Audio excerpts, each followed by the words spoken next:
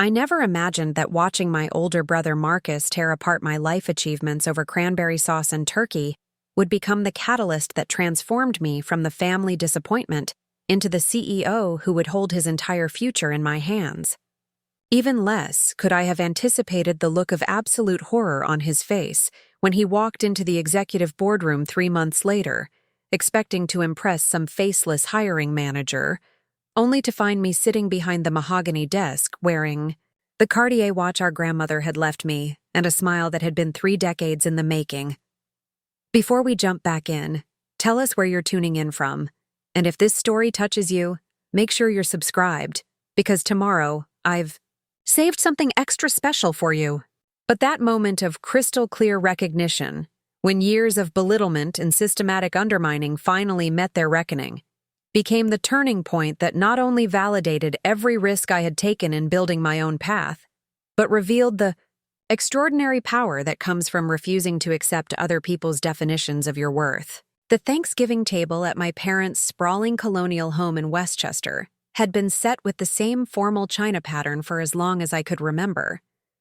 Mom's prized Spode Christmas Tree collection, the one she'd inherited from her mother, and protected like crown jewels throughout our chaotic childhood. 23 place settings arranged with military precision around the dining room that could have accommodated a small wedding reception. The annual gathering had become something of a command performance over the years. All 4 siblings expected to attend with their families, presenting a picture of domestic success that would make Norman Rockwell weep with envy. My sister Claire had driven up from Princeton with her surgeon husband and their twin boys who attended the same prep school, where Dad had been a legacy admission. My youngest brother Jake arrived from Manhattan with his newest girlfriend, a striking blonde who worked in public relations and whose designer handbag probably cost more than most people's monthly rent. Then there was Marcus. Golden Boy Marcus, with his perfect wife Sarah and their 3 picture-perfect children who had never met a soccer tournament they couldn't dominate or an honor roll they couldn't conquer. Marcus, who had followed Dad's footsteps into commercial real estate and built what everyone considered a modest empire of shopping centers and office complexes throughout the tri-state area. And then there was me. 32-year-old Emma Catherine Walsh, the family's perpetual question mark. I had driven up from my cramped studio apartment in Brooklyn, the same apartment Marcus had once described as charmingly bohemian, in a tone that suggested charm and bohemia were character flaws to be pitied rather than lifestyle choices to be respected. I arrived alone, as always, carrying a bottle of wine that had cost me a week's worth of lunch money, and wearing the one designer dress I owned, a navy Diane von Furstenberg wrap dress I'd found at a consignment shop and had worn to every significant family event for the past 3 years. The conversation during cocktails had followed its predictable pattern. Claire discussing her husband's latest surgical innovations, Jake entertaining everyone with stories from his job at a prestigious marketing firm where he worked with celebrity clients, Marcus holding court about his latest property acquisition, a strip mall in Stamford that would apparently revolutionize suburban retail experiences. When the inevitable question turned to me, I offered my standard deflection about freelance, consulting work and independent projects. The truth was more complicated and certainly more ambitious than anyone at that table would have believed possible. For the past 18 months, I had been quietly building something that consumed every waking hour and most of my sleeping ones as well. Walsh Analytics wasn't just a consulting firm or a side hustle or whatever dismissive term my family might use to categorize my work. It was a comprehensive data intelligence company that specialized in identifying undervalued assets and market inefficiencies for institutional investors. What had started as freelance research projects for small investment firms had evolved into something much more significant. I had developed proprietary algorithms that could predict commercial real estate trends with remarkable accuracy, analyze consumer behavior patterns in ways that traditional market research missed entirely, and identify emerging market opportunities before they appeared on anyone else's radar. The work was intellectually demanding, technically complex, and financially promising in ways that would have surprised anyone who knew me only as the family's artistic dreamer who had majored in art. history and spent her early 20s working at museums for wages that barely covered transportation costs. But I had learned early in my career that being underestimated could be an advantage if you were smart enough to use it strategically. While everyone assumed I was struggling to find my place in the world, I was actually building expertise in areas they didn't even know existed. The transition from art history to data analytics hadn't been as random as it might appear. Museum work had taught me how to research provenance, evaluate authenticity, and identify patterns that revealed hidden connections between seemingly unrelated pieces. Those same investigative skills translated remarkably well to financial analysis and market research. More importantly, years of being dismissed as impractical had taught me to work independently, question conventional wisdom, and find value in places where others saw only complexity or confusion. Walsh Analytics had attracted its first major client completely by accident. I had been researching a potential investment property for a friend who was considering buying a small apartment building in Queens. My analysis had revealed not only that the building was overpriced based on genuine market comparables, but that the entire neighborhood was positioned for significant development within the next 2 years due to zoning changes and transportation, improvements that weren't yet public knowledge. The friend shared my report with his investment advisor, who shared it with his partners, who eventually offered me a contract to conduct similar analyses for their portfolio companies. Within 6 months, I was working with 3 different investment firms and had a waiting list of potential clients. The irony wasn't lost on me that Marcus, who had spent years explaining real estate markets to me as if I were a particularly slow student, had missed every single trend I had identified and profited from. His focus on traditional retail properties had left him completely unprepared for the shift toward mixed-use developments and experiential retail that I had been tracking for over a year. But none of this was apparent to anyone at the Thanksgiving table, where I remained the sister who had never quite figured out what she wanted to do with her life. The conversation during dinner had been pleasant enough, filled with the comfortable family dynamics that came from decades of shared experiences and understood roles. Dad asked his traditional questions about everyone's work. Mom fussed over the grandchildren and made sure everyone had enough of everything. Sarah shared updates about her volunteer work with the local hospital auxiliary. It wasn't until dessert was being served that the evening took its fateful turn. Marcus had been discussing a deal that had fallen through the previous month. A retail complex in New Jersey that he had been pursuing for over a year had ultimately been acquired by a larger development company that had offered significantly more than his carefully calculated bid. The problem with this market, he said, reaching for his 3rd glass of wine, is that too many people are making emotional decisions instead of analytical ones. Real estate is about understanding fundamentals, not chasing trends that don't have any substance behind them. Claire nodded sympathetically. It must be frustrating to lose deals to people who don't understand the market as well as you do. Marcus shrugged with the practiced resignation of someone accustomed to being the smartest person in the room. That's the challenge of working in an industry where success requires real expertise. Too many people think they can just jump in and figure it out as they go along. His eyes drifted toward me with what appeared to be casual interest, but I recognized the setup from countless previous family gatherings. Marcus had a talent for constructing conversations that would naturally lead to opportunities for him to offer helpful observations about my career choices. Speaking of jumping in without expertise, he continued with the gentle tone he used when he was about to deliver what he considered constructive criticism. Emma, I've been thinking about our conversation last Christmas when you mentioned wanting to do more business consulting work. I felt my stomach tighten slightly, anticipating the direction this was heading, but kept my expression neutral and interested. I know you've been trying to build something with your freelance projects, and I admire the effort you're putting, and really, I do. But I'm concerned that you might be setting yourself up for disappointment by pursuing opportunities in areas where you don't have the necessary background or credentials. The table had grown quiet in the way that family gatherings do when everyone senses that a significant conversation is developing. Not uncomfortable exactly, but attentive. These moments had become something of a tradition over the years, with Marcus offering guidance to various family members about career decisions or life choices. What I mean, he continued, warming to his theme, is that consulting, especially business consulting, requires a very specific type of expertise that takes years to develop. It's not something you can just teach yourself or figure out through trial and error.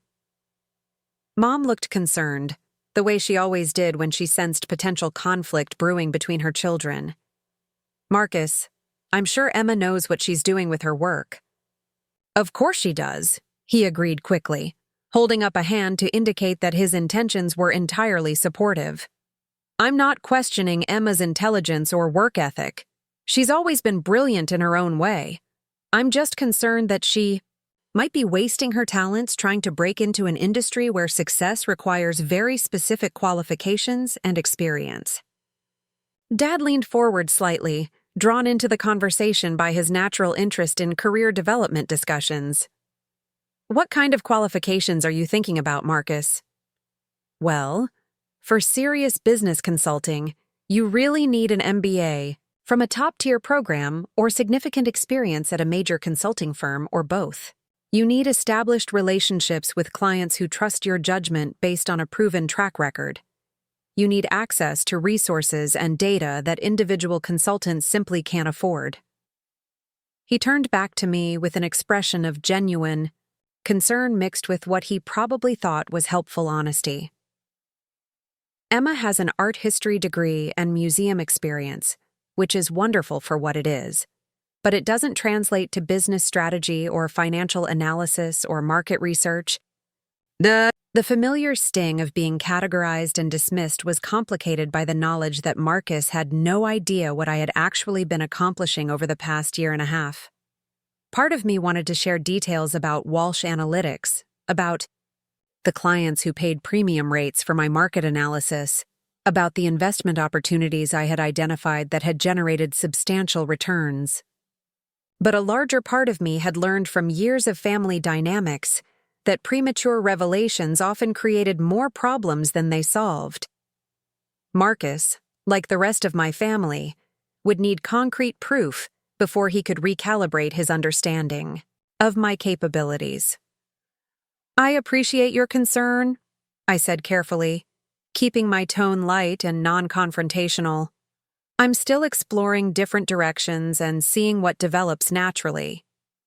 Marcus nodded approvingly, apparently satisfied that I was being appropriately realistic about my limitations. That's smart, and there's nothing wrong with taking time to figure out your path. Not everyone needs to have everything figured out in their 20s. Claire jumped in with what she clearly intended as supportive redirection. Emma's always been creative about finding opportunities. Remember when she organized that fundraising auction for the museum and raised more money than they'd ever seen? From a single event?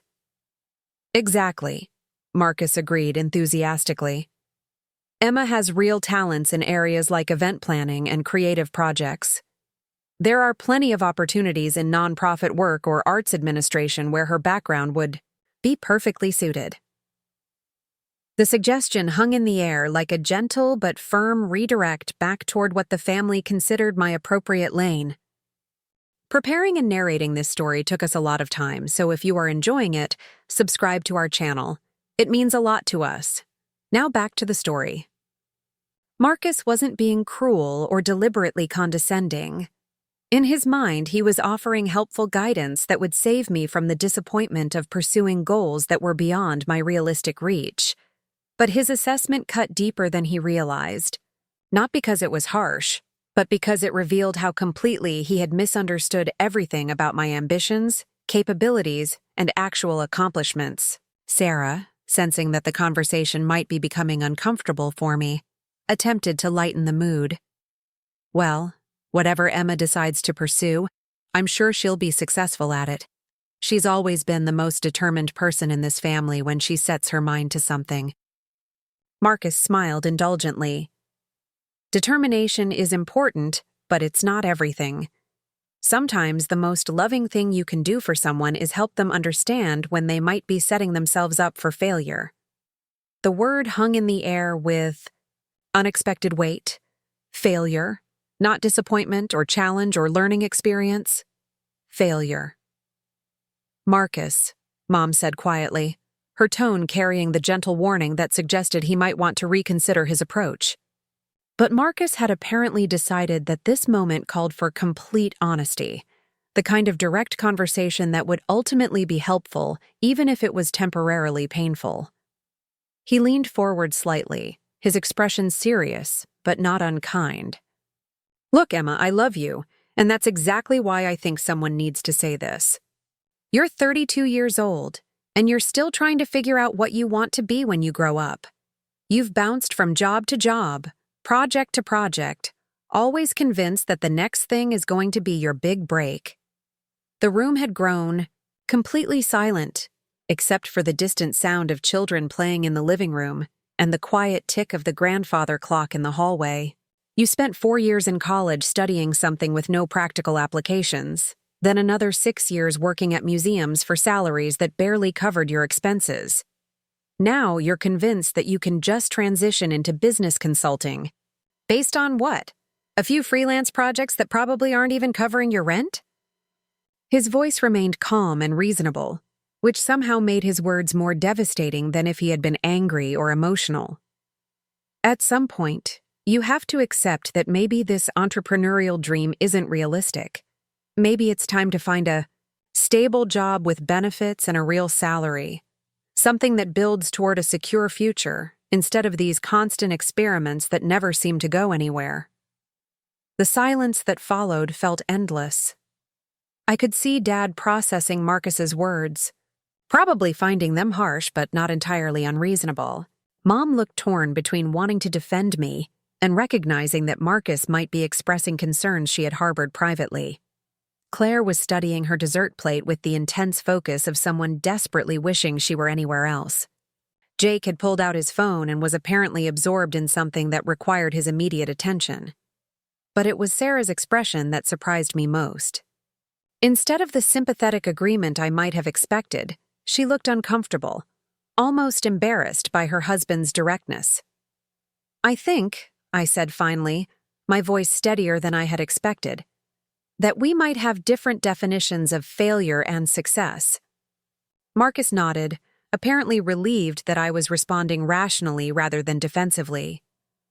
"That's fair. And I'm not saying that conventional success is the only kind that matters. I'm just worried that you're avoiding the kind of stability that would actually make you happy in the long run." "How do you know what would make me happy in the long run?" The question came out more sharply than I had intended, carrying an edge that surprised everyone at the table, including myself. Marcus paused, clearly not expecting pushback to what he had framed as caring guidance. "I just think that financial security and professional stability contribute to happiness in ways that are easy to underestimate when you're focused on pursuing dreams that might not be practical." "And you think I'm pursuing impractical dreams?" "I think you're pursuing dreams without the foundation necessary to make them successful," he replied, his tone becoming slightly defensive as the conversation shifted from helpful advice to potential confrontation. I set down my coffee cup and looked directly at my older brother, this man who had spent my entire life explaining my limitations to me with the patient kindness of someone who understood reality better than I did. "What if I told you that my impractical dreams have generated more revenue in the past 18 months than your last 3 real estate deals combined?" The words seemed to surprise me as much as they surprised everyone else at the table. I hadn't planned to reveal anything about Walsh Analytics, certainly not in the context of a family argument over Thanksgiving dinner. But Marcus's assessment of my failure had crossed a line I hadn't realized existed until he stepped over it. Marcus laughed, not unkindly, but with the gentle amusement of someone who recognized obvious exaggeration when he heard it. "Emma, come on. You don't need to make things up to prove a point." "I'm not making anything up." The certainty in my voice apparently registered with him because his expression shifted from amusement to concern. "What are you talking about?" For the first time in years, I had the complete attention of everyone at the table. Not the polite, patient attention they gave me when I shared updates about museum projects or freelance work, but the sharp, focused attention reserved for information that might actually matter. Walsh Analytics has contracts with 3 investment firms in Manhattan. We specialize in market analysis and trend identification for commercial real estate and consumer behavior patterns. Last month's billing was more than I used to make in an entire year at the museum. Marcus stared at me for several seconds, processing this information. Walsh Analytics? My company. The consulting firm I've been building while you've been assuming I was floundering around without direction or expertise. The dynamic at the table had shifted in a way that felt almost physical. Where moments before I had been the recipient of helpful guidance, now I was presenting information that challenged fundamental assumptions about family hierarchy and professional capability. "Why didn't you tell us about this?" Mom asked, her voice mixing pride with hurt that I had kept such significant developments private. "Because," I said, looking directly at Marcus, "every time I've tried to share professional accomplishments, they've been reframed as hobbies or cute projects or stepping stones toward something more appropriate for my skill set." Marcus opened his mouth to object, then seemed to reconsider. The memory of countless conversations where he had offered helpful perspective on my career choices was apparently playing back in his mind with new context. "How long have you been working with these investment firms?" Dad asked, his natural business curiosity overriding the family drama. 18 months for the first client, about a year for the other 2. I have a waiting list of potential clients, and I'm actually turning down projects because I don't have the capacity to handle everything that's being offered. Sarah leaned forward with genuine interest. "What kind of analysis do you do for them?" For the next 20 minutes, I found myself explaining Walsh Analytics in detail that I had never shared with my family before. The technology I had developed for predictive market analysis. The investment opportunities I had identified that had generated substantial returns for clients. The reputation I had built within a very specific niche of the financial services industry. But most importantly, I explained how every dismissive comment about my impractical dreams and lack of real-world expertise had motivated me to prove that intelligence and determination could create opportunities in places where traditional credentials might not apply.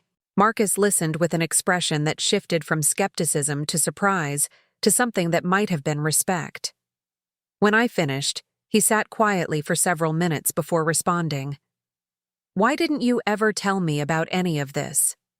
The question carried genuine confusion rather than defensiveness, as if he truly couldn't understand why I had kept such significant professional developments private from someone who had always tried to be helpful.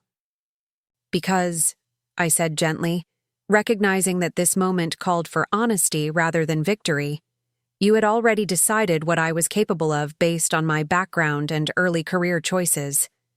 Every conversation we've had about my work has started from the assumption that I needed guidance rather than support." The truth of that statement seemed to hit him with unexpected force. Marcus was many things, but he wasn't stupid, and he wasn't malicious. He was, however, someone who had spent years operating from a set of assumptions that had just been comprehensively challenged. "I never meant to be dismissive," he said finally. "I thought I was being helpful. I know you did. And maybe I should have been more open about what I was working on. But it felt safer to build something solid before exposing it to well-meaning advice about why it wouldn't work." The conversation that followed was unlike any we had ever had as adults. Marcus asked detailed questions about my business model, my client relationships, my growth projections. Dad wanted to understand the technology behind my market analysis, algorithms. Mom expressed pride mixed with bewilderment that I had accomplished so much without sharing any of it with the family. By the time we moved to the living room for coffee and leftover pie, the entire family dynamic had shifted in subtle but unmistakable ways. I was no longer the sister who needed guidance and patience while she figured out her path. I was a successful business owner who had deliberately chosen to keep her accomplishments private until circumstances forced them into the open. But the most significant change was in Marcus himself. The comfortable authority he had always exercised as the family's business expert had been complicated by the revelation that his little sister had been operating successfully in areas he hadn't even known existed. As the evening wound down and families began gathering their children and preparing for the drive home, Marcus approached me in the kitchen where I was helping Mom organize leftovers. "Emma, I owe you an apology," he said quietly, glancing around, "to ensure we had relative privacy. What I said at dinner was completely out of line." "You were trying to be helpful," I replied, not wanting to extend the conflict into grudge-holding. "You were working with incomplete information." "No, it was more than that." He leaned against the counter, looking uncomfortable but determined to finish the conversation. "I've been treating you like you were still 22 and figuring out what you wanted to do with your life. I never updated my understanding to account for the possibility that you might have figured it out without asking for my input." The admission was probably as difficult for him as it was surprising for me. Marcus had never been someone who apologized easily or acknowledged mistakes readily. "We're family," I said simply. "We all make assumptions based on outdated information. Sometimes." He nodded, but didn't seem entirely satisfied with that level of resolution. "The thing is, I should have known better. You've always been brilliant, even when you were pursuing things I didn't understand. I guess I confused not understanding something with it not being valuable." The conversation might have continued, but we were interrupted by Sarah calling from the living room that they needed to collect their children and begin the drive back to Connecticut. As I hugged my family goodbye and prepared for my own drive back to Brooklyn, I reflected on how completely the evening had diverged from my expectations. What had begun as another family gathering where I played the role of the sibling still finding her way had transformed into something approaching professional recognition and personal validation.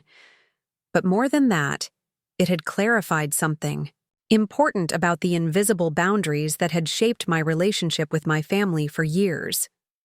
The assumption that Marcus was the business expert and I was the creative dreamer hadn't been malicious or even conscious. It had simply become an established dynamic that none of us had thought to question. The drive back to Brooklyn gave me time to process not just the evening's revelations, but their broader implications.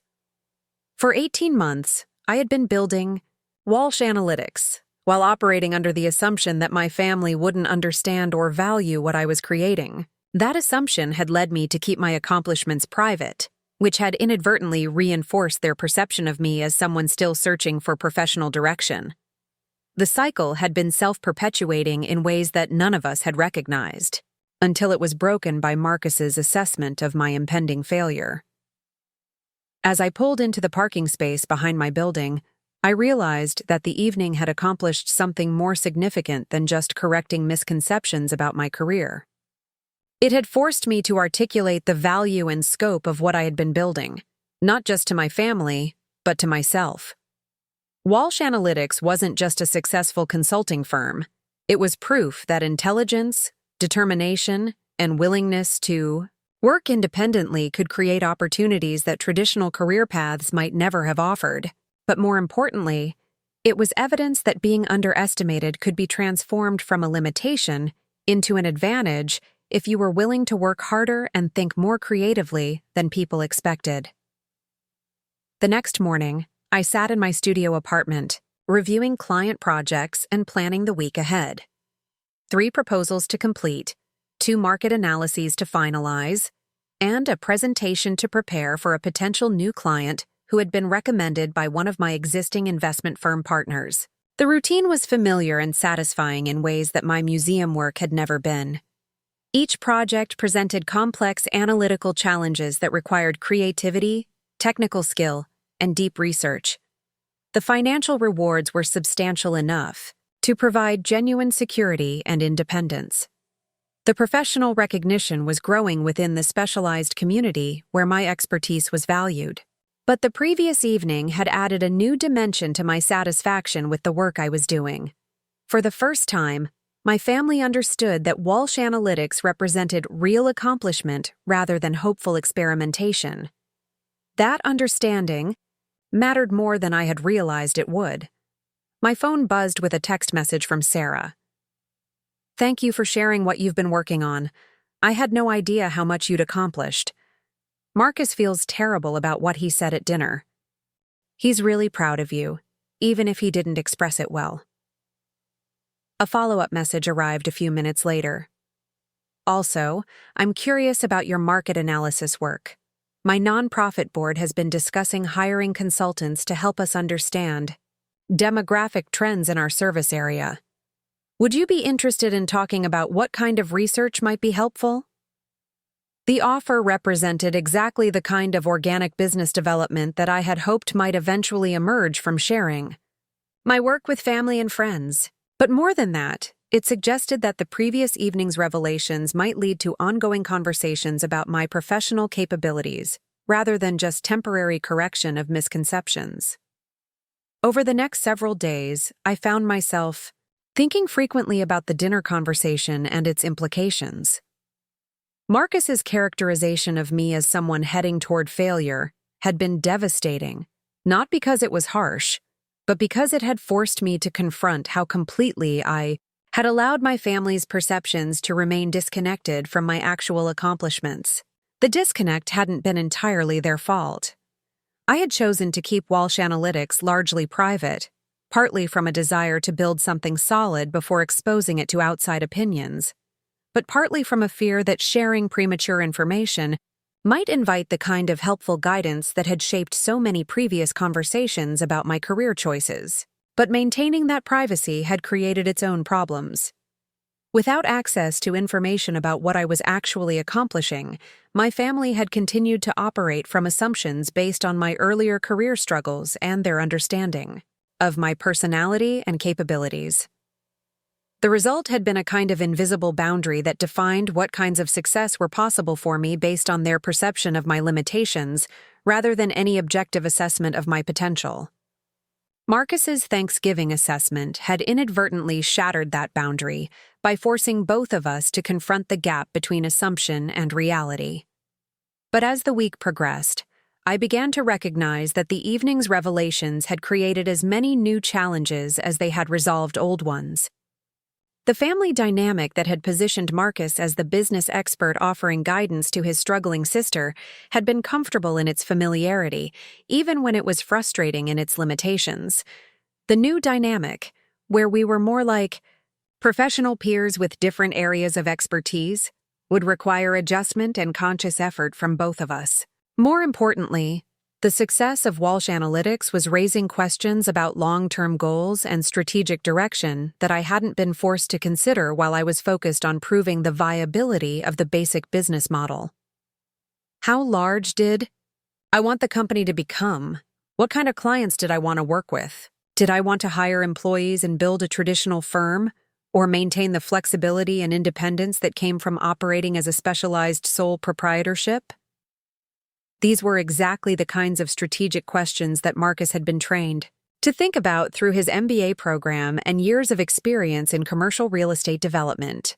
For the first time in our relationship, I found myself genuinely curious about his perspective on business growth and operational planning. The irony wasn't lost on me that proving I didn't need his guidance had created the foundation for actually wanting his input. Friday afternoon brought an unexpected email that would shift my attention from family dynamics to professional opportunities in ways I couldn't have anticipated. The message was from Jennifer Chen, a partner at Morrison & Associates, one of Manhattan's most prestigious executive search firms. "Ms. Walsh, your name was recommended by several clients as someone with exceptional analytical capabilities and deep understanding of market trends. We have a client seeking to fill a senior position in strategic planning and market research. The role would involve significant autonomy and substantial compensation. Would you be available for a confidential conversation about this opportunity? The email was intriguing for several reasons. Morrison & Associates typically handled executive searches for major corporations and investment firms, not positions that would normally be appropriate for independent consultants. The emphasis on analytical capabilities and market research suggested that someone familiar with my work had made the recommendation. Most importantly, the timing felt significant. Just days after establishing my professional credibility with my family, I was being approached about opportunities that would represent substantial advancement from my current client relationships. I responded affirmatively to Jennifer Chen's inquiry and scheduled a phone conversation for the following Monday. The weekend provided time to research Morrison & Associates and prepare for what might be a significant career discussion. The firm's client list read like a directory of Fortune 500 companies and major financial institutions. Their executive placements typically involved compensation packages that would dwarf my current consulting revenues, even as successful as Walsh Analytics had become. But more than the financial opportunity, the approach suggested that my reputation within the investment community had grown beyond what I had realized. Someone trusted my analytical capabilities enough to recommend me for senior corporate positions. The phone conversation with Jennifer Chen exceeded my expectations in every significant way.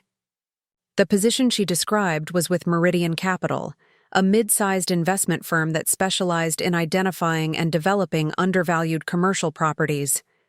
They were seeking a director of strategic analysis who would be responsible for market research, trend identification, and investment opportunity evaluation.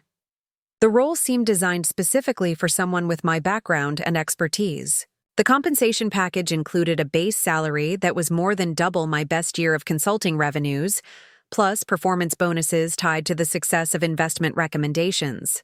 Most intriguingly, the position offered significant autonomy and the opportunity to build a strategic analysis department that would operate with minimal oversight as long as results continued to meet expectations. The client was particularly impressed by your track record in predictive market analysis, Jennifer explained during our conversation. They mentioned that several of your trend identifications have generated substantial returns for current clients. Can you tell me more about how they became familiar with my work? I asked, curious about the connection that had led to this opportunity. The recommendation came through their network of professional advisors. Apparently, your analysis of emerging retail trends and demographic shifts has been circulating among investment professionals as an example of particularly insightful market research. The conversation concluded with an invitation to interview with Meridian's senior management team. Jennifer emphasized that the process would be highly confidential and that the position represented a significant career advancement opportunity that might not be available again for several years. As I prepared for the interview process, I found myself thinking about the remarkable timing of this development. Less than a week after proving to my family that Walsh Analytics represented real professional accomplishment, I was being recruited for corporate positions that would validate those accomplishments on an entirely different level. But the opportunity also raised complex questions about the future direction I wanted for my career. Independent consulting offered flexibility, autonomy, and the satisfaction of building something entirely my own. Corporate employment would provide financial security, institutional resources, and access to larger projects than I could handle as an individual consultant. The choice wasn't simply between two job options. It represented a fundamental decision about what kind of professional life I wanted to create and what relationship I wanted to have with traditional corporate structures. As I reviewed my portfolio and prepared interview materials, I realized that Marcus's Thanksgiving assessment had accomplished something more significant than just correcting family misconceptions about my capabilities. It had forced me to articulate the value of what I had built and to recognize the broader opportunities that success in one area could create in others. Walsh Analytics had begun as a way to prove that my unconventional background could generate conventional success. But 18 months of growth and recognition had transformed it into something more substantial, a platform for creating opportunities that traditional career paths might never have offered. The interview with Meridian Capital would be another test of that platform's potential, but it would also be an opportunity to determine whether the independence I had worked so hard to achieve was something I was willing to trade for the resources and recognition that corporate employment might provide. As I fell asleep that Sunday night, I reflected on how completely my life had changed in the span of a single week. The family dinner that had begun with Marcus characterizing me as a failure had led to professional recognition, family validation, and career opportunities I couldn't have imagined just days earlier. But more than external changes, the week had clarified something important about the relationship between how others perceive us and how we understand our own potential. The invisible boundaries that had defined my family role for years hadn't been malicious or even conscious, but they had been real in their effects on both my self-perception and my willingness to share accomplishments that might challenge established dynamics. Breaking through those boundaries hadn't required dramatic confrontation or permanent family conflict. It had simply required the courage to present information that challenged assumptions, even when doing so felt uncomfortable or risky. The Meridian Capital interview would represent another kind of boundary crossing, from independent consultant to corporate executive, from proving my capabilities to leveraging them for larger opportunities. But unlike the family dynamic that had been based on outdated assumptions, this professional transition would be grounded in current accomplishments and future potential. The difference felt significant enough to change everything. The Meridian Capital offices occupied 3 floors of a gleaming tower in Midtown Manhattan, the kind of building where the elevator buttons required key card access and the reception area featured original artwork that probably cost more than most people's annual salaries. I arrived 15 minutes early for my interview, wearing my most professional suit and carrying a leather portfolio that contained examples of market analyses that had generated millions in returns for my consulting clients. The receptionist, a polished woman in her 30s who managed to project both warmth and efficiency, directed me to a conference room with floor-to-ceiling windows overlooking Central Park. The view was spectacular, but I forced myself to focus on reviewing my notes rather than being distracted by the obvious symbols of corporate success surrounding me. Jennifer Chen had prepared me well for what to expect from the interview process. I would meet first with David Meridian, the firm's founding partner, followed by sessions with the heads of acquisitions, finance, and operations.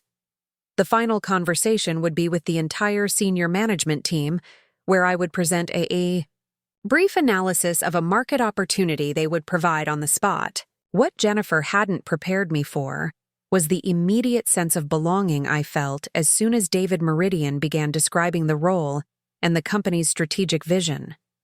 Meridian Capital wasn't just another investment firm looking to acquire properties and extract maximum value. They were building a comprehensive platform for identifying and developing commercial real estate opportunities that traditional investors overlooked or undervalued. The industry has become remarkably homogenized, David explained as we discussed market trends and analytical approaches. Everyone is chasing the same obvious opportunities, driving up prices and reducing returns. We believe the real value lies in identifying patterns and possibilities that others miss entirely.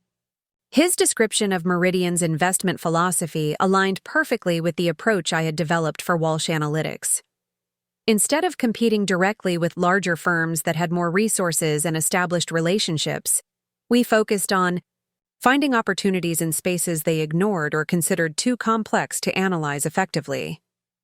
The conversation flowed naturally from strategic philosophy to specific methodologies. David was particularly interested in my predictive algorithms and the technology platform I had built for identifying emerging market trends. When I showed him examples of investment opportunities I had identified for clients, his questions demonstrated both technical sophistication and genuine curiosity about my analytical processes. This demographic analysis of suburban retail patterns, he said, studying one of my reports, predicted the decline of traditional shopping centers 18 months before it became obvious to most of the industry. How did you identify these indicators so early? I explained the combination of data sources I had learned to synthesize, from Census Bureau demographics to social media engagement patterns, to municipal planning documents that revealed infrastructure, investments most analysts never considered. The methodology had emerged from my background in art historical research, where understanding context and provenance required assembling information from multiple sources that might seem unrelated to casual observers. The key insight, I continued, was recognizing that consumer behavior shifts don't happen in isolation. They're connected to broader demographic trends, technological adoption patterns, and infrastructure developments that create new possibilities for how people live and work. David nodded approvingly. That's exactly the kind of multidimensional thinking we need for this position. Too many analysts focus on financial metrics without understanding the underlying social and economic forces that drive those numbers. The subsequent interviews followed a similar pattern. Each member of the senior team seemed genuinely impressed by my analytical capabilities and curious about how my unconventional background had led to such sophisticated market insights. More importantly, they appeared to understand that my independence and outsider perspective were advantages rather than limitations in their particular business model. The final presentation challenge involved analyzing a mixed-use development opportunity in an emerging neighborhood in Queens. They provided basic financial information and demographic data, then asked me to identify potential risks and opportunities they should consider before making an investment decision. The analysis took me exactly the kind of deep research that had become second nature through 18 months of building Walsh Analytics. I examined zoning regulations, transportation improvements, local business development patterns, and demographic trends that would affect long-term property values and rental demand. But more than just analyzing the specific opportunity, I was able to position it within broader market trends that would affect its viability over the next 5 to 10 years. The neighborhood was positioned to benefit from several converging factors: young professionals priced out of Manhattan seeking affordable alternatives, city infrastructure investments that would improve transportation access, and zoning changes that would allow for higher density residential development. This isn't just a good investment, I concluded my presentation. It's positioned at the intersection of 3 major trends that will fundamentally reshape how people think about living and working in New York over the next decade. The senior team exchanged glances that suggested my analysis had exceeded their expectations. David asked several follow-up questions about implementation timeline and potential complications, but his tone suggested genuine interest rather than skeptical challenge. "Emma," he said as the presentation concluded, "I think we found exactly what we've been looking for. Jennifer will be in touch about next steps, but I want you to know that this position is yours if you're interested in accepting it." The offer that came through Jennifer Chen the following day was even more attractive than our initial conversations had suggested. The base salary was substantial, the performance bonuses were potentially transformative, and the autonomy to build a strategic analysis department according to my own vision represented exactly the kind of professional opportunity I had hoped Walsh Analytics might eventually create. But accepting the position would mean dismantling the independent consulting firm I had spent 18 months building, disappointing current clients who depended on my analysis, and transitioning from entrepreneurial independence to corporate employment, regardless of how attractive the specific terms might be. The decision required careful consideration of both immediate opportunities and long-term professional goals. I spent the weekend reviewing the offer details, researching Meridian Capital's track record and growth projections, and thinking about what kind of career I wanted to build over the next 5 to 10 years. By Monday morning, I had reached a decision that surprised even me. I called Jennifer Chen and accepted the position with a start date in 6 weeks that would allow me to complete current Walsh Analytics projects and transition existing clients to other consultants I trusted. The next several weeks passed in a blur of client meetings, project completions, and preparation for my transition to Meridian Capital. I had expected the process to be somewhat melancholy, given that I was ending an entrepreneurial venture that had been extraordinarily successful and personally satisfying. Instead, I found myself energized by the prospect of applying my analytical capabilities to larger opportunities with more substantial resources and institutional support. Walsh Analytics had proved that my unconventional approach to market research could generate significant value. Meridian Capital would provide the platform to scale that approach beyond what I could accomplish as an individual consultant. The transition also provided an opportunity to recalibrate my relationship with my family based on the new understanding we had reached during the Thanksgiving dinner conversation. Marcus called several times during the weeks following my interview process, ostensibly to check on how the opportunity was developing, but clearly also to demonstrate his revised appreciation for my professional capabilities. "Emma, I have to ask," he said during one of our conversations, "how long have you been considering corporate positions? This seems like a pretty significant transition from independent consulting." "Actually, it wasn't something I was actively pursuing," I replied honestly. "They approached me based on my work with Walsh Analytics, but it represents exactly the kind of growth opportunity that makes sense given what I've accomplished over the past year and a half." Marcus was quiet for a moment before responding. "I owe you another apology, not just for what I said at Thanksgiving, but for completely underestimating what you were building with your consulting work.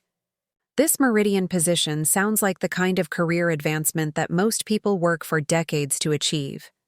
His acknowledgement meant more than I had expected it would, not because I needed his validation, but because it confirmed that our family dynamic had genuinely shifted toward mutual respect, rather than just temporary correction of misconceptions. "Thank you for saying that," I replied. "And Marcus, I hope you know that your business experience and strategic thinking are resources I'd actually like to tap into more often, now that we're having conversations as professional peers rather than the struggling sister seeking guidance from the successful brother." The conversation that followed was unlike any we had ever had.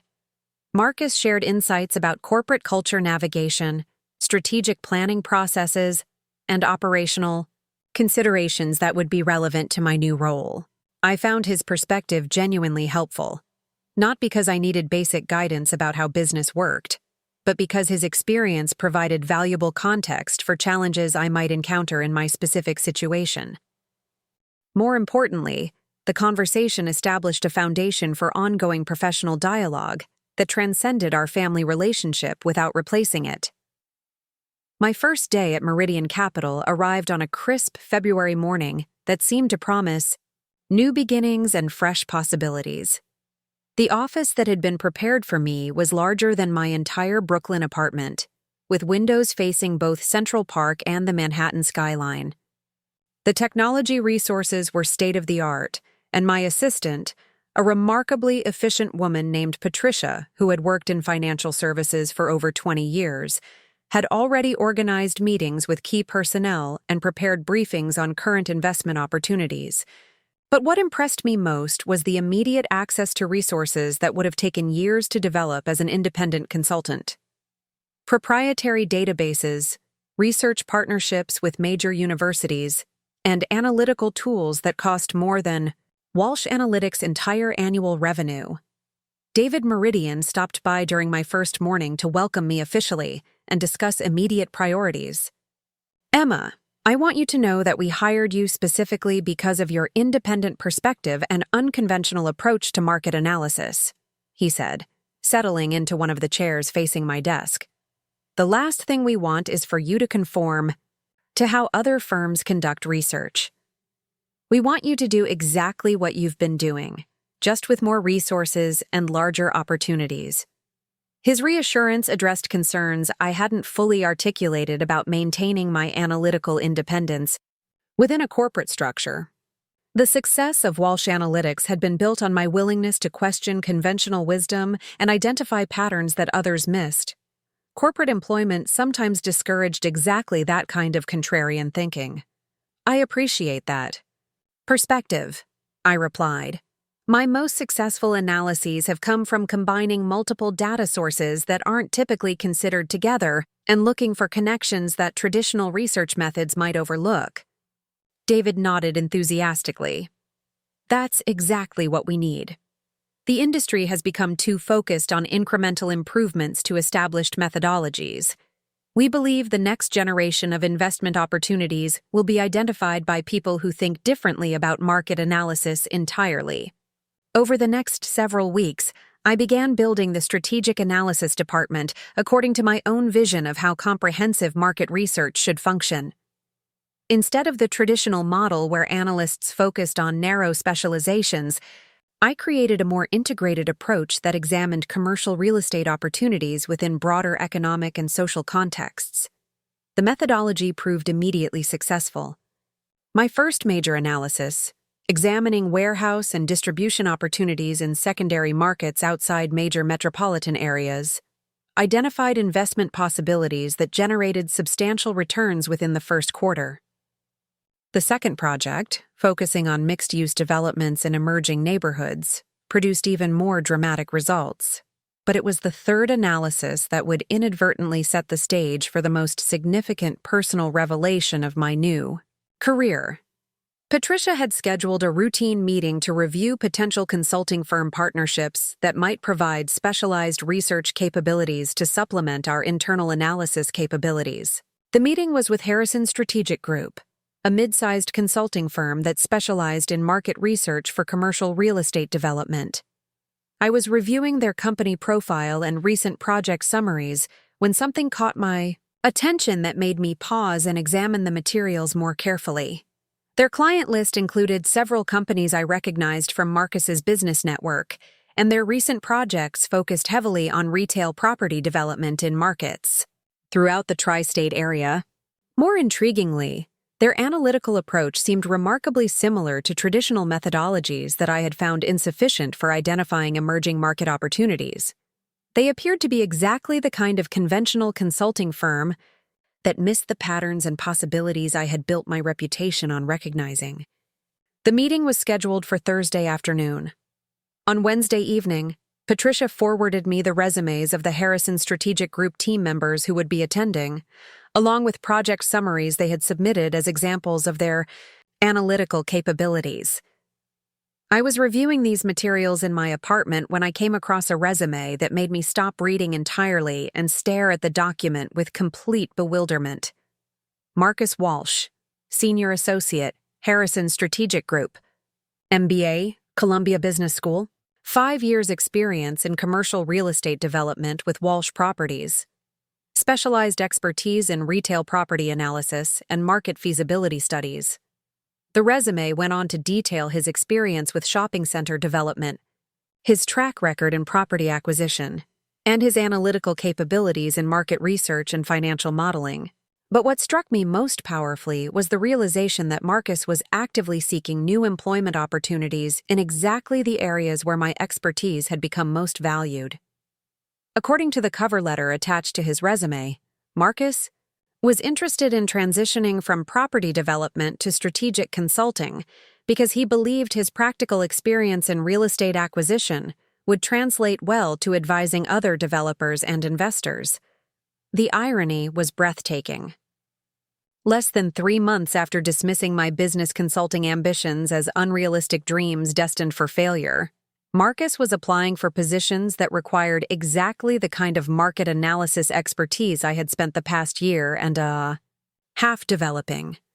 But more than ironic, the situation presented a fascinating opportunity to observe how dramatically our relative professional positions had shifted since the Thanksgiving dinner conversation. I spent the evening reviewing Marcus's submitted work samples and comparing them to the analytical standards that had become routine in my work at Meridian Capital.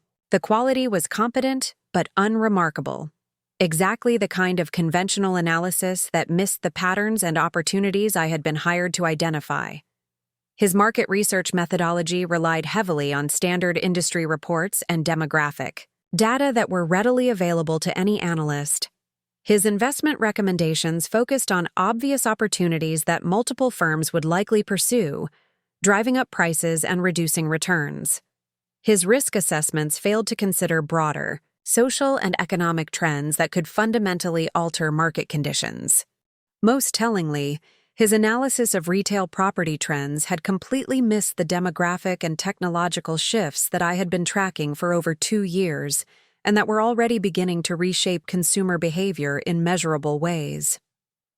The work wasn't bad, but it wasn't innovative or particularly insightful either.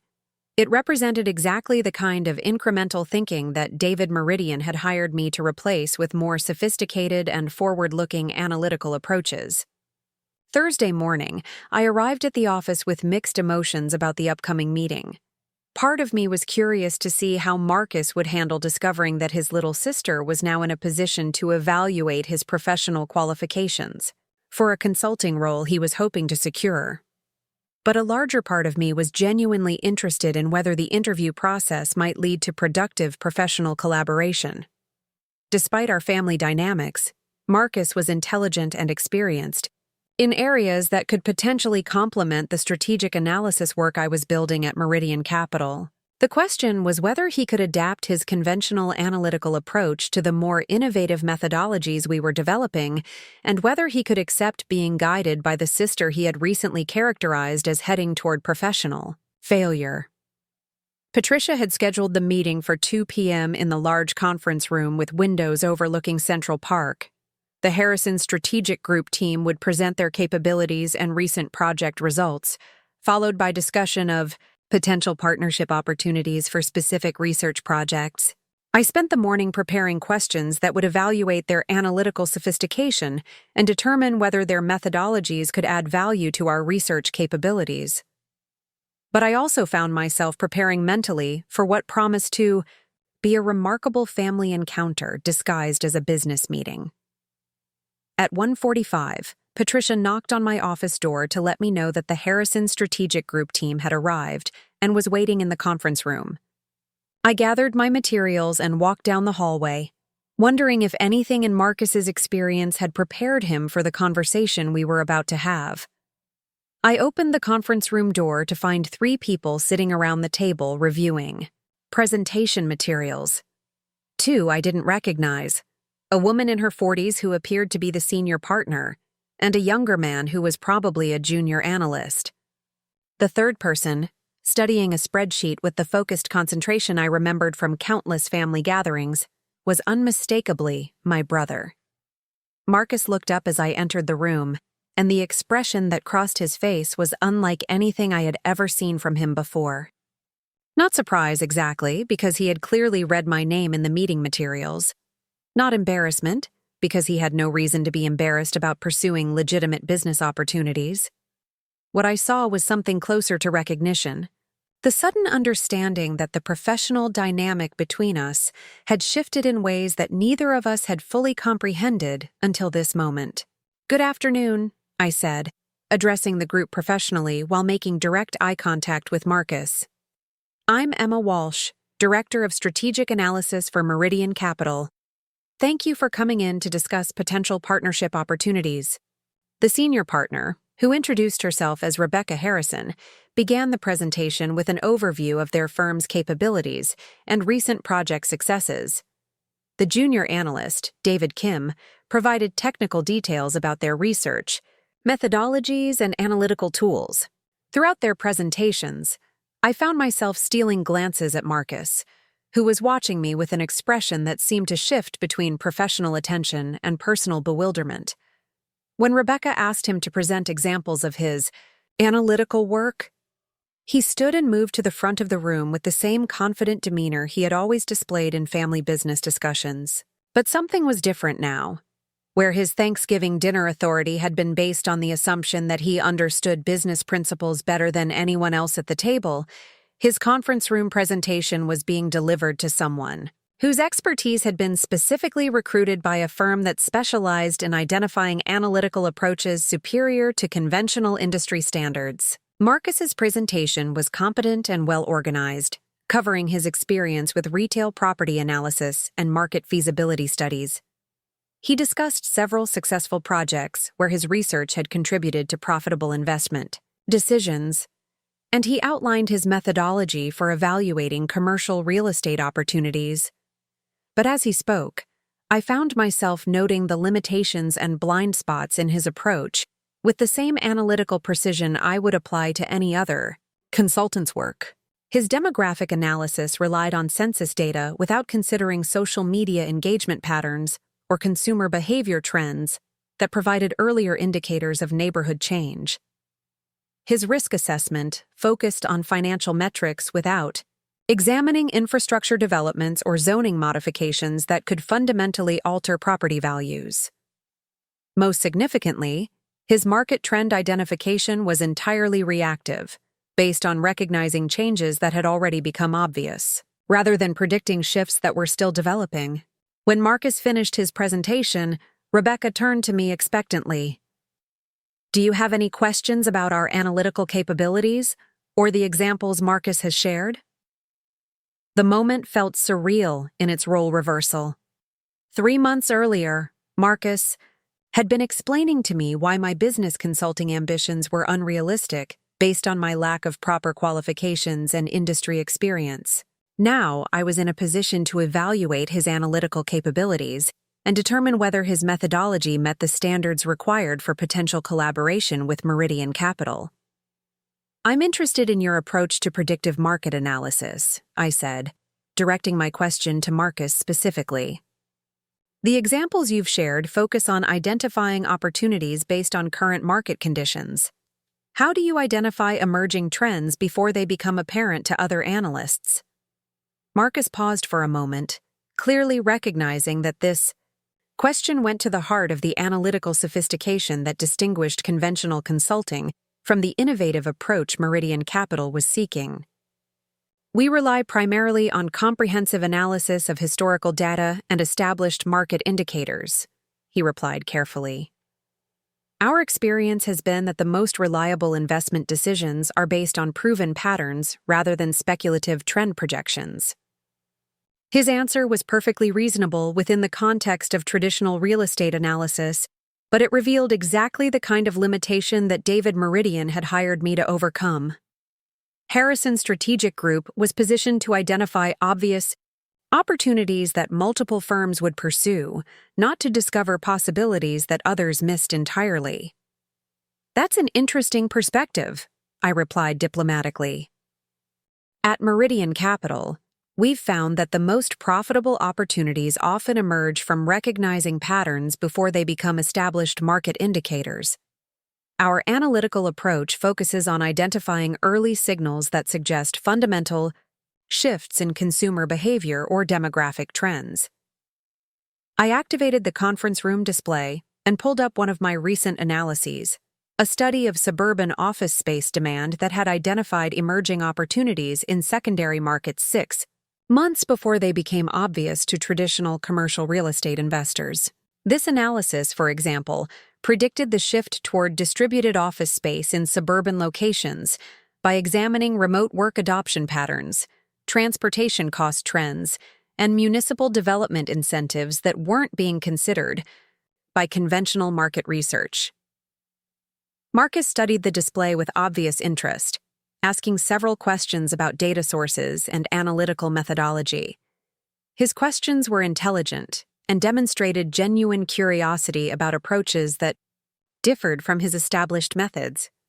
But they also revealed how completely our professional relationship had been redefined since the Thanksgiving dinner conversation.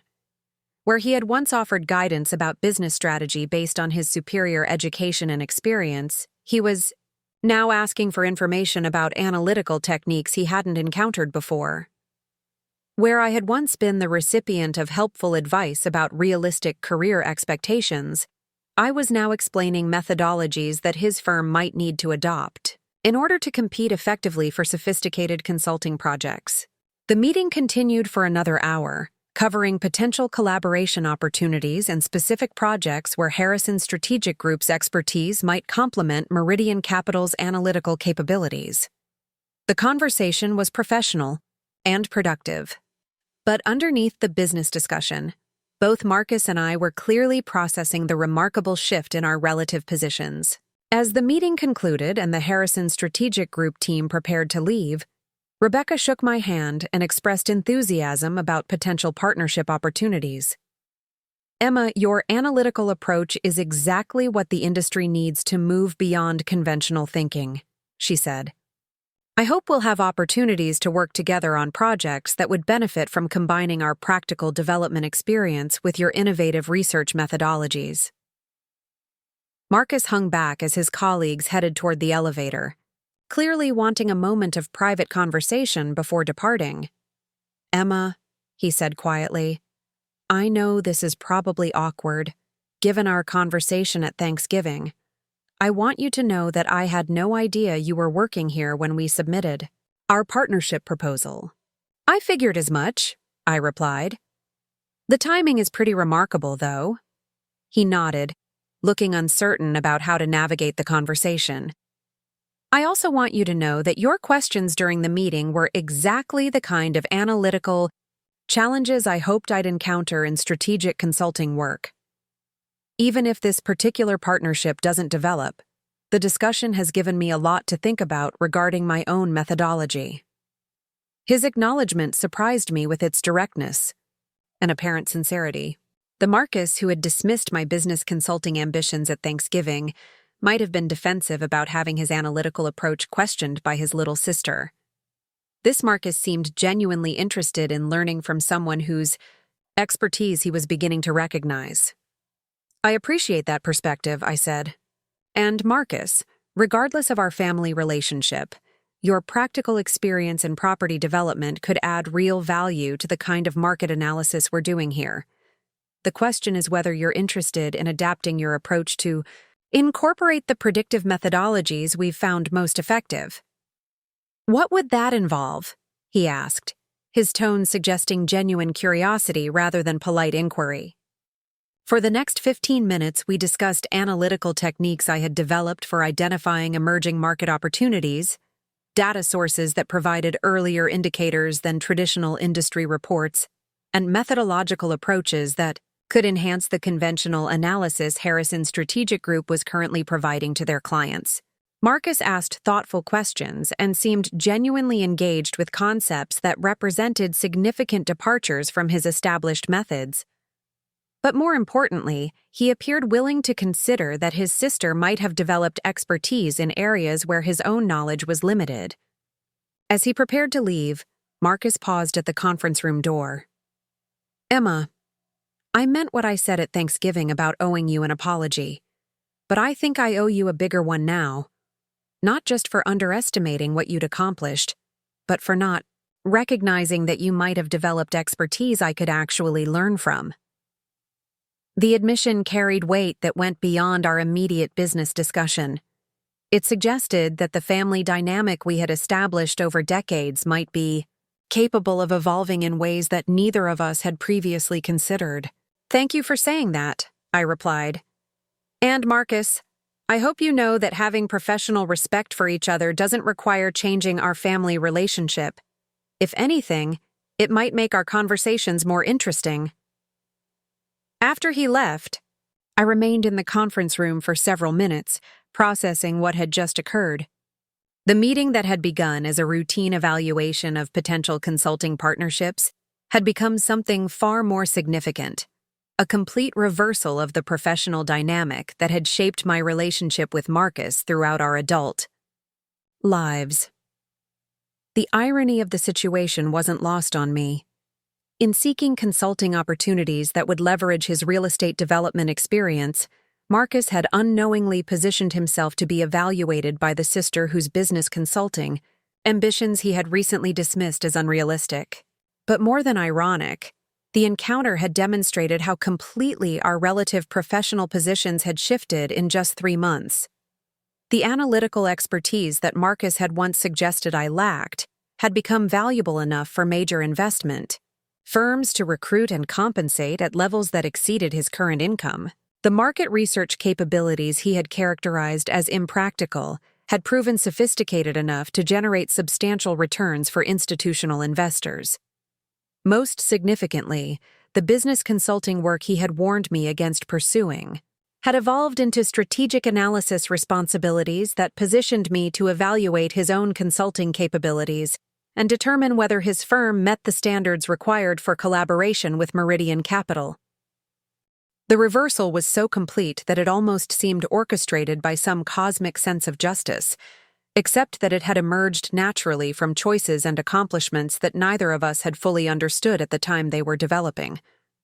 That evening, as I reviewed notes from the Harrison Strategic Group meeting and considered next steps for potential partnership opportunities, I reflected on how dramatically my professional life had changed since the Thanksgiving dinner conversation that had started this unexpected journey. The transformation hadn't happened overnight or through a single dramatic moment.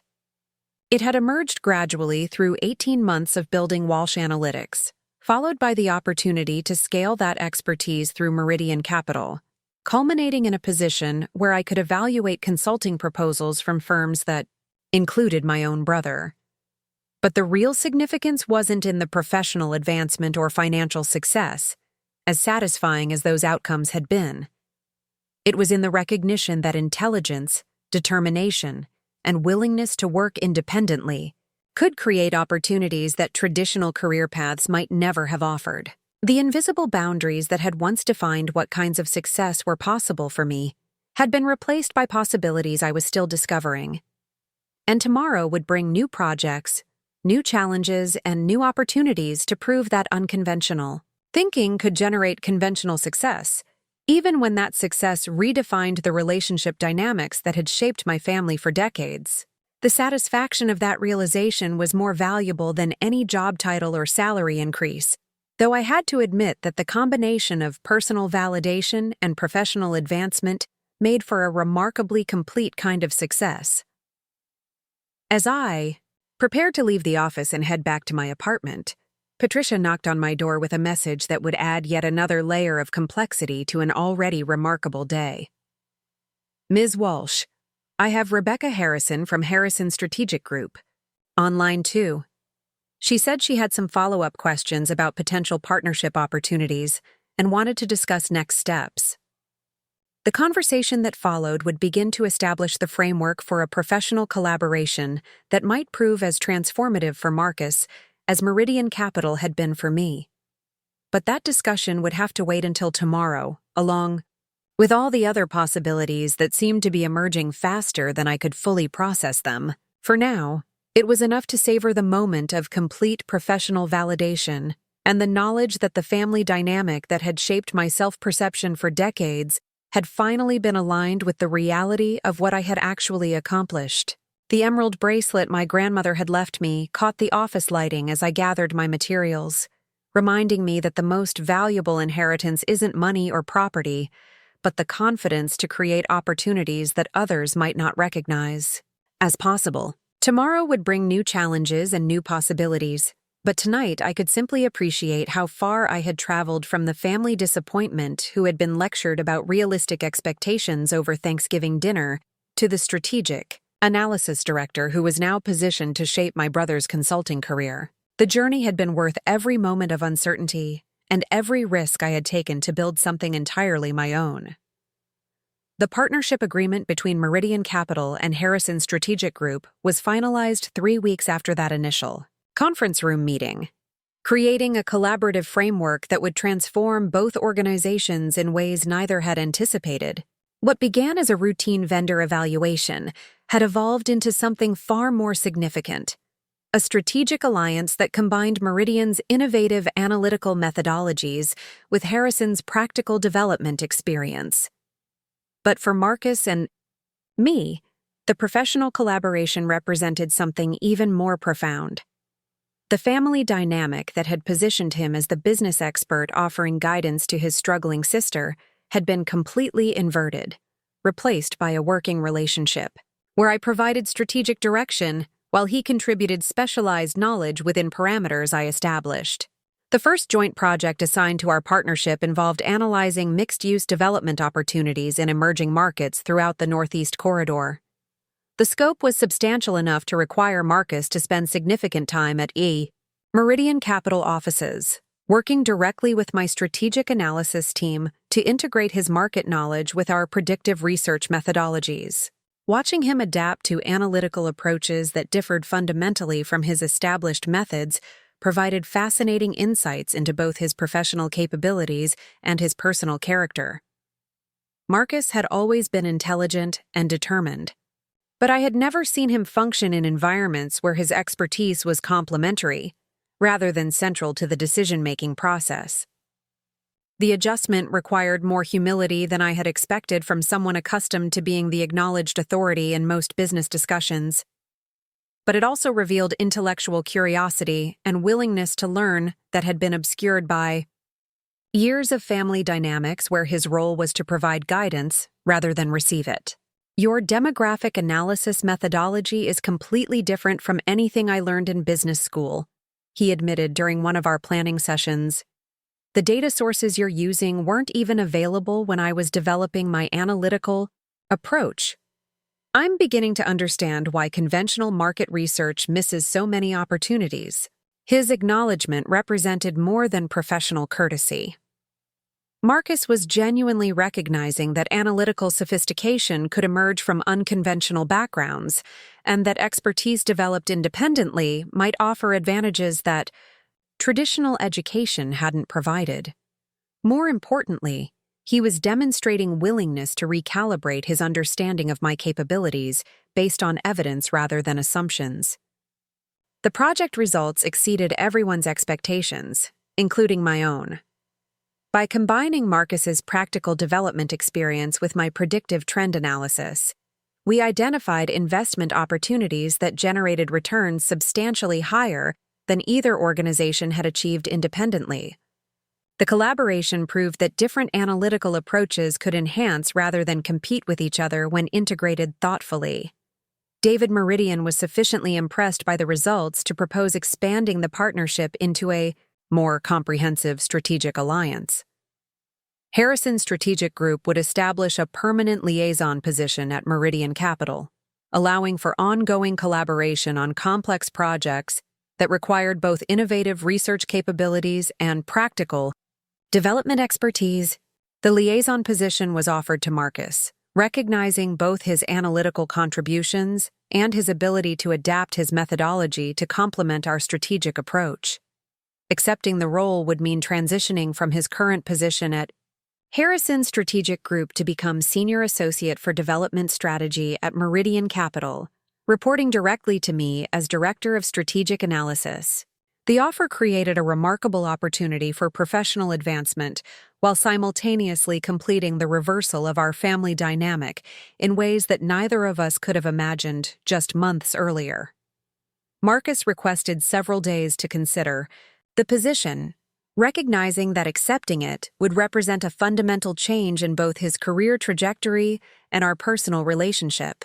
Working as my direct report would require adjusting to authority structures that contradicted decades of established family hierarchy. But when he called to accept the offer, his reasoning demonstrated maturity and professional perspective that impressed me more than his analytical capabilities had.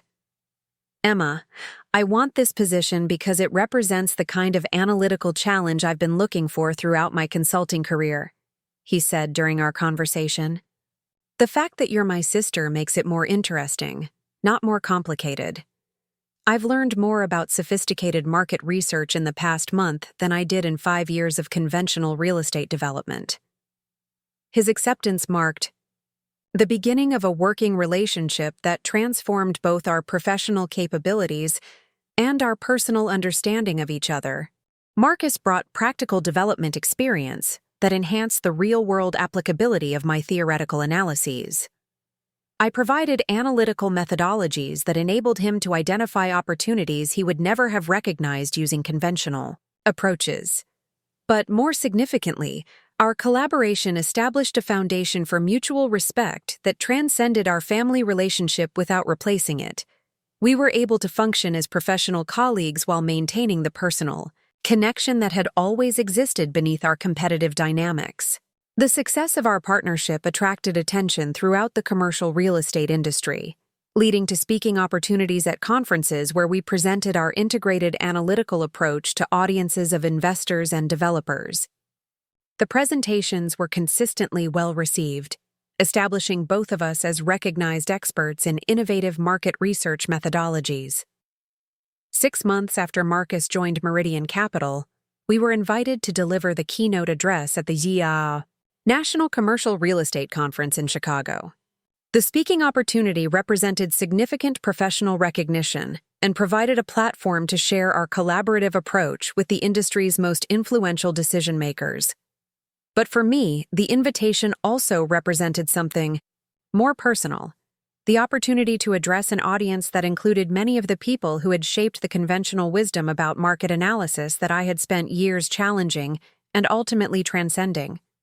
The presentation went beyond technical discussion of analytical methodologies to address broader questions about innovation, collaboration, and the value of integrating different perspectives within traditional business frameworks. We discussed how combining unconventional research approaches with practical development experience could identify opportunities that neither approach would recognize independently. The audience response exceeded our expectations, with sustained applause and numerous requests for follow-up conversations about potential consulting opportunities. But what struck me most powerfully was the moment during the question and answer session when someone asked about the personal dynamics of working closely with a family member on complex professional projects. Marcus answered first, with characteristic directness that had always been part of his personality but was now informed by genuine respect for my expertise. "Working with Emma has been the most educationally valuable experience of my career," he said, looking directly at me before addressing the audience. "I spent years thinking I understood market analysis because I had conventional training and practical experience. Emma taught me that real analytical sophistication requires constantly questioning your assumptions and looking for patterns that others miss entirely." He paused, seeming to choose his words carefully before continuing. "The most important thing I've learned is that expertise can develop in unexpected ways through unconventional paths. My sister built analytical capabilities that surpass anything I learned in business school, precisely because she wasn't constrained by traditional methodologies that might have limited her thinking." His acknowledgement in front of hundreds of industry professionals represented the ultimate validation of everything I had accomplished since that Thanksgiving dinner, when he had characterized me as someone heading toward inevitable failure. But more than validation, it demonstrated how completely our relationship had evolved from competitive family dynamics to genuine professional partnership based on mutual respect and complementary capabilities. The conference presentation led to numerous consulting opportunities and speaking invitations that established both of us as recognized thought leaders in commercial real estate analysis. Within a year, we had co-authored articles in major industry publications and were regularly quoted in financial media as experts on emerging market trends and innovative research methodologies. The professional recognition was gratifying, but the personal transformation was even more significant. The family dynamic that had positioned Marcus as the successful brother offering guidance to his struggling sister had been replaced by a collaborative partnership where we both contributed essential expertise to shared projects. More importantly, the experience had demonstrated that family relationships could evolve and mature in ways that enhanced, rather than complicated, professional collaboration, provided that both parties were willing to base their interactions on current capabilities rather than historical assumptions. 2 years after that fateful Thanksgiving dinner, Marcus and I found ourselves back at our parents' house for another family gathering, this time to celebrate the publication of our joint book on innovative market analysis methodologies for commercial real estate investment. The conversation around the dinner table reflected how completely our family dynamic had shifted. Instead of Marcus offering guidance about my career choices, we discussed strategic planning for our expanding consulting practice and upcoming speaking engagements at international conferences. But the most satisfying moment came when Dad asked about the lessons we had learned from building a successful professional partnership despite the challenges of working with family members. "The most important lesson," I replied, glancing at Marcus, "is that the boundaries that define what's possible for us are often invisible assumptions rather than actual limitations. Sometimes the most transformative growth comes from being willing to challenge those assumptions, even when doing so feels uncomfortable or risky." Marcus nodded in agreement. "And sometimes the people we think we know best are actually capable of far more than we've given them credit for. The key is being willing to update your understanding based on evidence rather than maintaining assumptions based on outdated information." As the evening concluded and we prepared to return to our respective homes and lives, I reflected on the remarkable journey that had begun with Marcus's assessment of my inevitable failure and culminated in our recognition as industry thought leaders and successful business partners. The transformation hadn't happened through dramatic confrontation or permanent family conflict. It had emerged gradually through demonstrated competence, mutual respect, and willingness to base our relationship on current capabilities rather than historical dynamics. But most importantly, it had proven that the most powerful boundaries are often the ones we internalize and enforce upon ourselves, believing them to be natural constraints rather than constructed limitations that can be challenged and transcended. Through determination, intelligence, and the courage to pursue goals that others might consider unrealistic. The emerald bracelet my grandmother had left me remained a daily reminder that the most valuable inheritance isn't money or property, but the confidence to create opportunities that others might not recognize as possible. And as I drove back to my apartment that evening, I realized that the greatest success wasn't the professional recognition or financial advancement, as significant as those outcomes had been. It was the knowledge that I had transformed not just my own life, but my family's understanding of what was possible when assumptions were replaced by evidence and limitations were recognized as opportunities for growth rather than reasons for accommodation. The failure Marcus had predicted at Thanksgiving had become the foundation for success neither of us could have imagined when we were still operating within the invisible boundaries that had shaped our relationship for decades. Now those boundaries had been replaced by possibilities we were still discovering, one collaborative project at a time. Up next, you've got 2 more standout stories right on your screen. If this one hit the mark, you won't want to pass these up. Just click and check them out.